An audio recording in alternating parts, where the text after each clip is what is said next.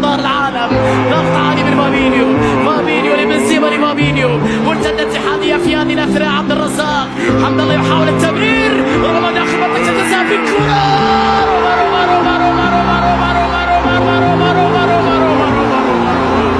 رومارينيو القدرة على الصمود والمنافسة بقوة للفوز بلقب هذا الموسم.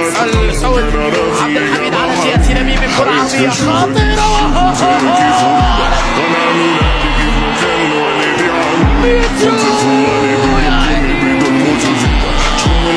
سيرجي يتدخل، سافيتش يحاول يبعد الخطر، بعد ذلك خاطئة الكرة.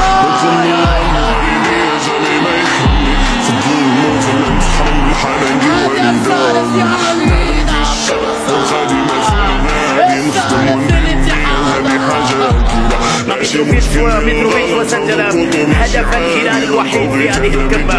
كيف سيكون وضع الشوط الثاني من هذه المباراة بعد أن قدم كورنادو بعض التمويل؟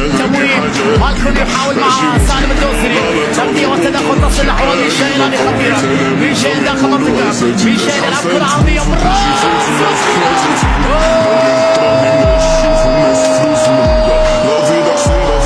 والاقتراب من الانتصار، جوة عرضية راسية لمن بعد بجانب سالم الدوسري على مرتين في الخط الدفاع الاتحادي. مرتدة سريعة باتجاه ميشيل وانفراد ميشيل، خطيرة لميشيل وفرصة والكرة.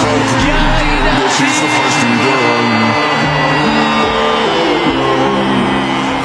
هذا جنون نبقى تحتمل بارد، وكل الطرق تؤدي إلى إثارة أكثر. هذه فرصة مواتية، هذه ليلة كبيرة.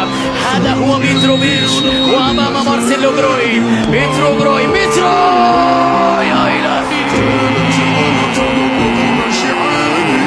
غير معقول الآخر في هذه الليلة. مترو يا جماعة، لوكاتي على ياسر شاراني، تصل إلى متروفيتش، روبن نيفيز، سعود عبد الحميد طويلة خطيرة هلالية.